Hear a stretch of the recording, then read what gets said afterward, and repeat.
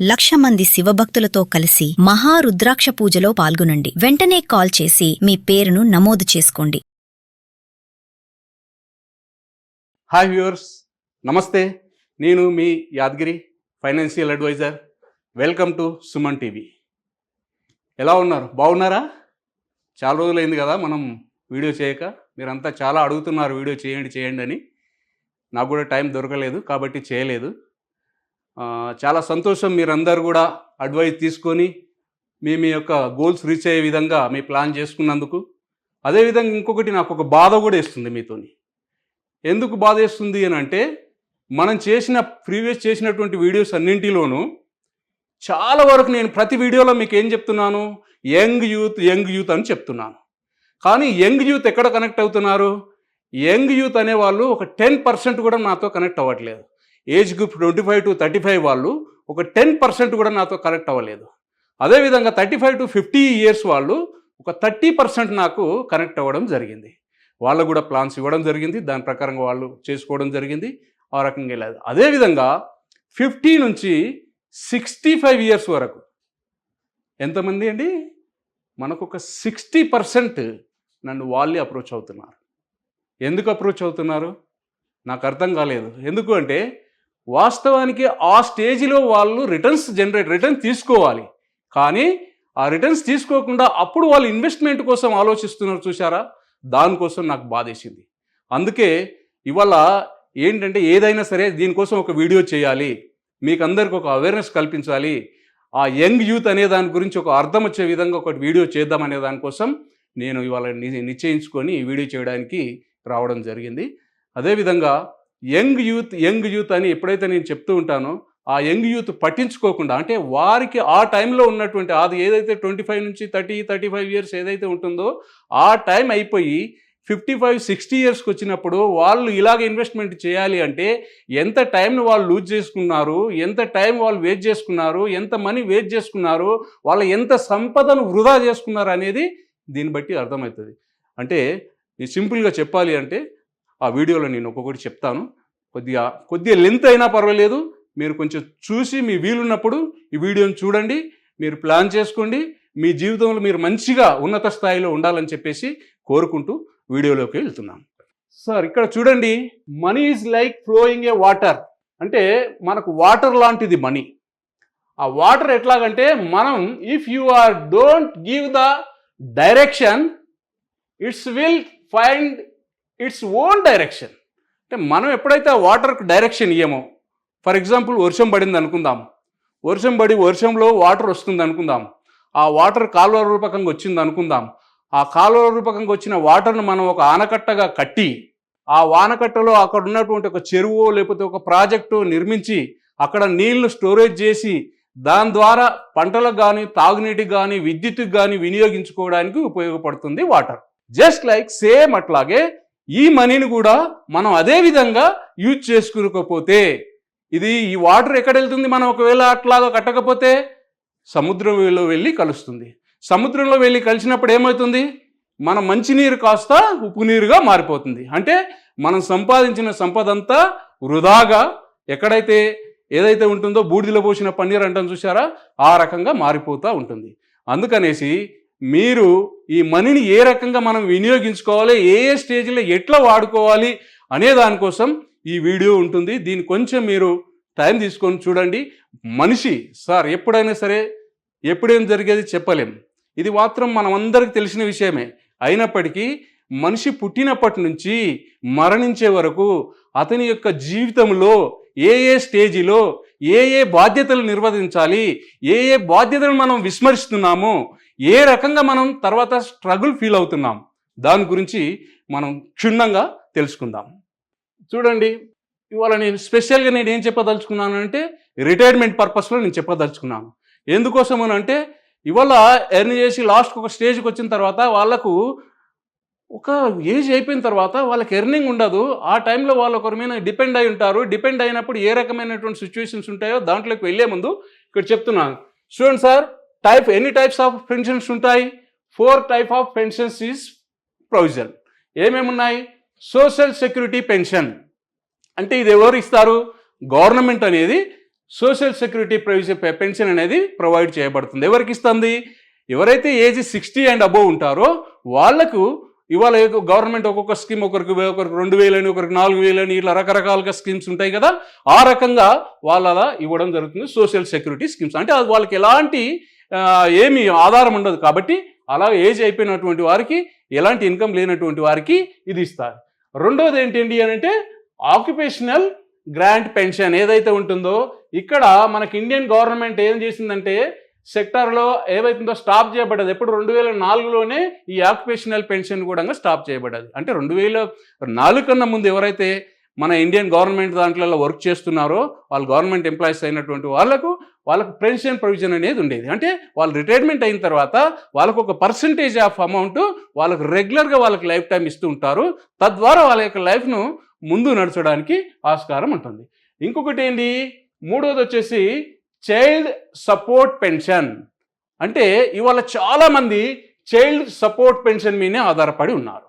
ఎందుకు? Where child take care all the responsibility of the parents. ఇలాగా ఇవాళ ఉన్నదా పరిస్థితి? అట్లా ఆ పరిస్థితి లేదు కాబట్టి ఆ పరిస్థితికి అనుగుణంగా మీరు ప్లాన్ చేసుకోవాలి. అదేవిధంగా ఇండివిజువల్ ప్లానింగ్ పెన్షన్ అంటే ఎవరైతే మనం ముందుగానే ఇప్పుడు నేను చెప్పబోయేది ఏదైతుందో అది దీంట్లోకి వస్తుంది. ఆ రకంగా మనం ప్లాన్ చేసుకున్నట్టయితే మనం ఫ్యూచర్లో ఏ రకంగా ఉంటామనే దాని గురించి ముందు చెప్తాను. ఫైనాన్షియల్ స్క్వేర్ కాన్సెప్ట్ అని నేను ఇక్కడ తీసుకొని వచ్చానండి. దీంట్లో ఏంటంటే మన జీవిత చక్రాన్ని మొత్తాన్ని మనం గమనించినట్టయితే పుట్టినప్పటి నుంచి మనం మరణించే వరకు మన యొక్క యావరేజ్ ఒకవేళ 80 సంవత్సరాలు అనుకున్నట్టయితే అందులో మనకు ఫస్ట్ ఫేజ్లో వచ్చేటువంటి 0 నుంచి 25 వరకు ఉన్నటువంటి ఏదైతే స్టేజ్ ఉంటుందో అది డిపెండెంట్ స్టేజ్. డిపెండెన్స్ ఎవరి మీద డిపెండ్ అవుతామండి? పేరెంట్స్ మీద డిపెండ్ అవుతాం. అప్పుడు ఏం చేస్తాము? ఎడ్యుకేషన్ ఉంటుంది. మనం కూడా కొన్ని డ్రీమ్స్ కలలు కంటాము.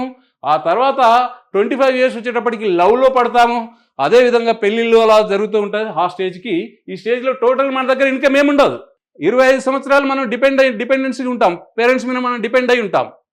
పేరెంట్స్ ఇక్కడ ఈ స్టేజ్ వచ్చిన తర్వాత ఈ స్టేజ్ నుంచి మనకు 25 నుంచి 50 ఇయర్స్ వరకు అంటే ఫస్ట్ 0 నుంచి 25 వరకు మన డిపెండెన్స్, 25 నుంచి 50 వరకు మనం ఓన్గా ఇండిపెండెంట్ అవుతాం కదా.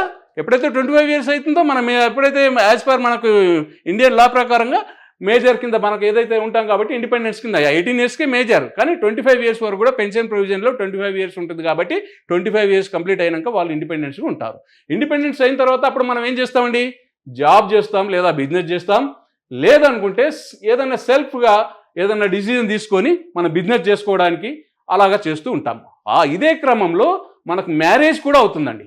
మ్యారేజ్ అవ్వడమే కాదు, ఈ స్టేజ్లోనే ఇక్కడ నుంచి 25 నుంచి 50 ఏజ్లోనే పిల్లలు కూడా పుడతారండి. అదే కాదు, చిల్డ్రన్స్ ఏదో ఎడ్యుకేషన్ కూడా నడుస్తుందండి. అదేవిధంగా అప్పుడు మనం ఒక కొత్త ఇల్లు కొనుక్కోవాలనో, లేదా కొత్త కారు కొనుక్కోవాలనో, లేదా టూర్స్కి వెళ్ళాలనో ప్లానింగ్ చేస్తాం. ఇక్కడ ఈ స్టేజ్లో ఇవన్నీ ఏది 25 నుంచి 50లో ఇవే ప్లాన్ చేస్తాం. కానీ మనం ఏది సేవింగ్ చేయము, మనం ఒక ఇన్వెస్ట్మెంట్ చేయము, మనం ఏమి చేయము. కానీ వచ్చింది కదా ఇవాళ మనకు ఒక మంచి దాంట్లో ఉన్నాం కాబట్టి దీన్ని ఏ రకంగా మనం స్పెండ్ చేయాలనే దాని మీద ఈ రకంగా వెళ్తూ ఉంటామండి. ఇలాగ వెళ్ళిన తర్వాత ఆ స్టేజ్ అయిపోయిన తర్వాత ఎప్పుడైతే మనకు 50కి వస్తామో 50 నుంచి 60 వరకు ఏమైతుంటాయి? ఇక్కడ ఆల్రెడీ మనం డిపెండెన్స్ ఉన్నాం. ఇక్కడ నుంచి మనం ఇండిపెండెంట్ అయ్యి మనం జాబ్ చేస్తూ పెళ్లి చేసుకొని పిల్లలు కానీ వాళ్ళకి ఎడ్యుకేషన్స్ ఇస్తూ ఆ రకంగా దీంట్లో ఏదో ఒక కలలు కనుక్కుంటా ఒక కొత్త ఇల్లు కావాలి, కొత్త కారు కావాలి, లేదా ఒక టూర్స్ వెళ్ళాలనే దాంట్లో వెళ్ళిపోతుంటాం. అక్కడ నుంచి ఇక్కడ స్టార్ట్ అవుతుంది మనకు బడన్. ఇక్కడ 50 నుంచి 60 ఇయర్స్ ఏదైతే ఉంటుందో మనకు అవుట్ఫ్లో ఉంటుంది. ఏదైతే ఉందో సంపాదించిన సంపాదన ఇప్పుడు బయటికి వెళ్ళడం జరుగుతుంది. ఏమవుతుంది? ఇప్పుడు ఇక్కడ మనకు చిల్డ్రన్స్ మ్యారేజ్ చేయాలి.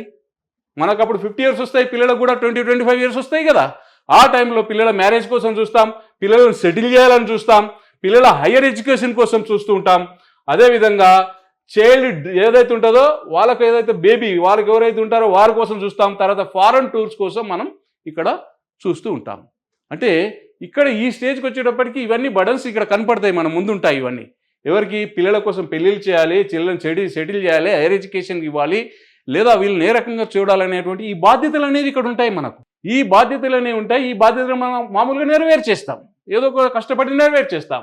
నెరవేర్చిన తర్వాత ఏదైతే ఉంటుందో దీంట్లో ఇక్కడ 60 నుంచి 80 ఇయర్స్ మనిషికి ఎప్పుడేం జరిగేది చెప్పలేమండి, ఫస్ట్ చెప్తున్నాను నేను. కానీ ఒక యావరేజ్గా మనం మన యొక్క లైఫ్ స్పాన్ చూసినట్టయితే 80 ఏళ్ళు ఇవాళ ఉన్నటువంటి మెడికల్ కండిషన్ల ప్రకారంగా ఇవాళ 80 ఏళ్ళు బతికేటువంటి స్కోప్ ఉంది మనిషి. కాబట్టి ఇక్కడ మనం ఏదైతే డిపెండెన్స్ నుంచి పెళ్ళయ్యి తర్వాత ఇక్కడ ఉన్నటువంటి బాధ్యతలన్నీ మనం నిర్వర్తించి ఇక్కడ 60కి వస్తాం చూసారా, ఇక్కడికి వచ్చినాక తెలుస్తుంది మనకు. ఇక్కడ ఏమవుతుంది, ఏజ్ 60కి వస్తుంది, మైండ్ పనిచేస్తుంది, బాడీ పనిచేయదు. ఇక్కడ మనం పనిచేయాలన్నా బాడీ సహకరించదు. ఈ ఏజ్ నుంచి 80 ఏళ్ళ వరకు మనం ఏమి ప్లాన్ చేయనప్పుడైతే ఇక్కడ ఏమవుతాం, రిటైర్డ్ అయిపోతాం. ఇక్కడ మనం ఏమవుతాం, డిపెండెంట్గా ఉంటామండి. ఎవరి మీద డిపెండెంట్ ఉంటామండి, చైల్డ్స్ మీద డిపెండ్ ఉంటాం. ఇక్కడ నో ఇన్కమ్, ఇక్కడ ఏమంది, ఇక్కడ నో రెస్పెక్ట్. ఇక్కడ మనకి ఏదైతే ఇన్కమ్ లేకపోతే ఎప్పుడైనా రెస్పెక్ట్ ఉంటుందా, రెస్పెక్ట్ అనేది ఉండదు. అంటే కొన్ని సందర్భాలు ఉండొచ్చు, కొంతమందికి నేను అందరినీ నేను అందరినీ కల్పన ఒకే దగ్గర రాను. ఇవాళ నడుస్తున్న ట్రెండ్కి అనుగుణంగా, ఇవాళ ఏదైతే సమాజంలో నడుస్తుందో దానికి అనుగుణంగా నేను మాట్లాడుతున్నా. ఇవాళ ఈ స్టేజ్కి వచ్చినాక కూడా ఇక్కడ నేను ఒక మూడు చూపించాను. ఒకటి రోప్, ఒకటి ల్యాడర్, ఒకటి వచ్చేసి ఇక్కడ లిఫ్ట్ కింద నేను చూపించాను. ఇక్కడ ఏంటి అంటే రోప్ అనేటువంటి వాళ్ళు స్టిల్ వాళ్ళు కష్టపడుతూనే ఉంటారండి. ఇక్కడ ఇది అయిపోతుంది, వాళ్ళు సెటిల్ చేసిన తర్వాత కూడా వాళ్ళకి ఎలాంటి ఏమి ఆధారం ఉండదు, వాళ్ళకి ఎవరు సపోర్ట్ ఇవ్వరు. ఇక్కడ కూడా వాళ్ళు స్టిల్ కష్టపడుతుంటారు. ఈ కష్టపడాలంటే ఇప్పుడు ఒక బిల్డింగ్ నిర్మించామనుకోండి, ఒక 5-6 అంతస్తుల బిల్డింగ్ నిర్మిస్తే దాని బేస్గా మనం మెట్లు అనేవి ఉంటాయి కదా, దాంతోపాటు లిఫ్ట్ను కూడా పెట్టుకుంటాం కదా.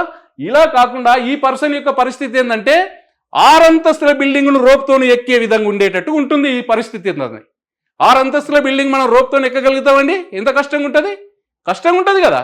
అట్లాగే ఒకవేళ కొంతమంది ల్యాడర్ సిస్టమ్ అంటే మెట్లు ఉంటాయి కదా బిల్డింగ్ ఎక్కేటప్పుడు, ఆ బిల్డింగ్ ఎక్కేటప్పుడు మెట్లు ఎక్కేటప్పుడు కొంచెం కష్టమైనా సరే ఎక్కుతాం. ఎట్లాగంటే వీళ్ళకి కొంత సేవింగ్స్ ఉంటాయి, కొంత ఫిక్స్డ్ డిపాజిట్ ఉంటాయి, కొన్ని రెంట్స్ వస్తాయి. అలాంటి దానివల్ల వీళ్ళు కొద్ది వాళ్ళ యొక్క లైఫ్ని లీడ్ చేస్తూ వస్తుంటారు.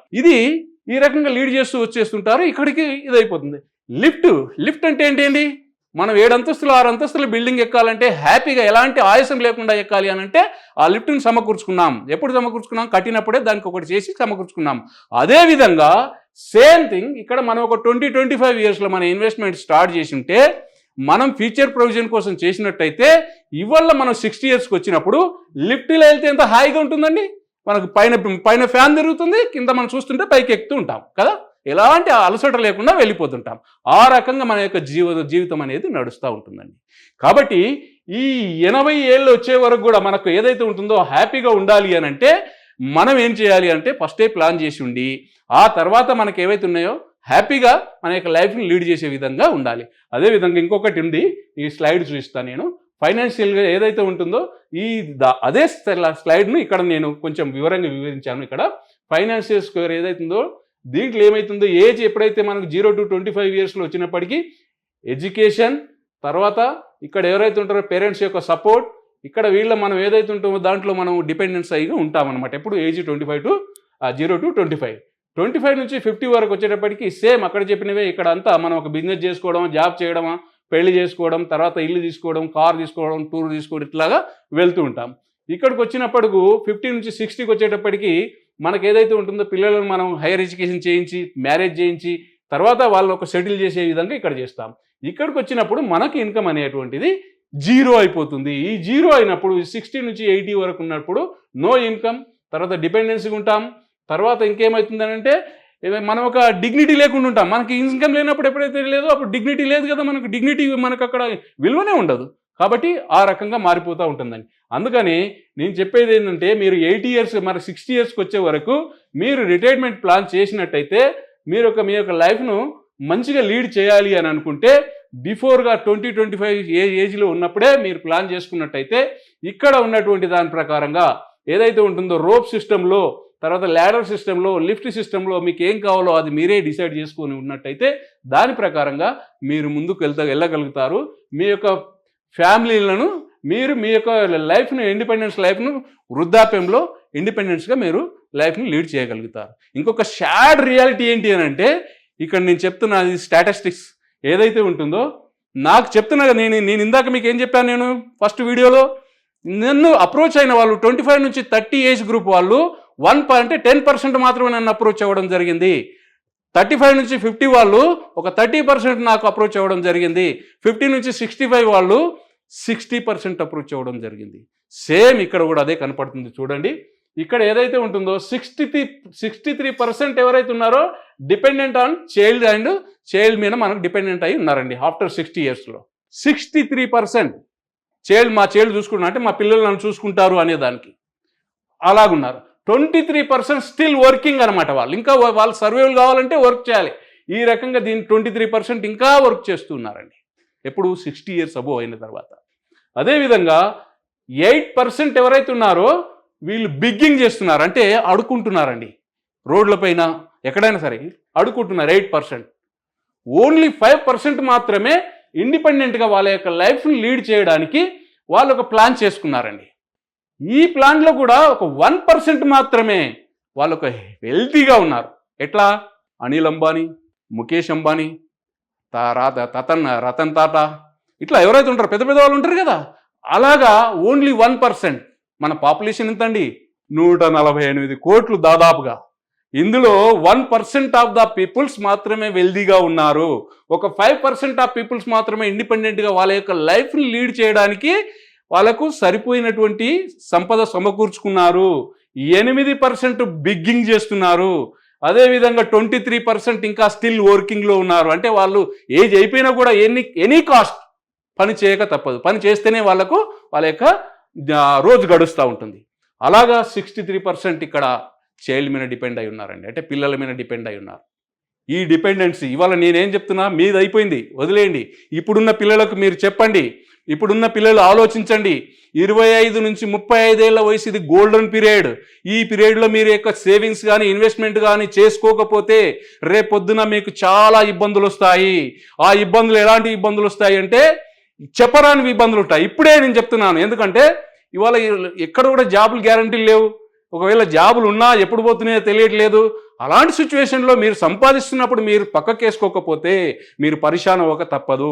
కాబట్టి ఇది ఖచ్చితంగా మీరు దీని గురించి ఒకసారి ఆలోచించండి.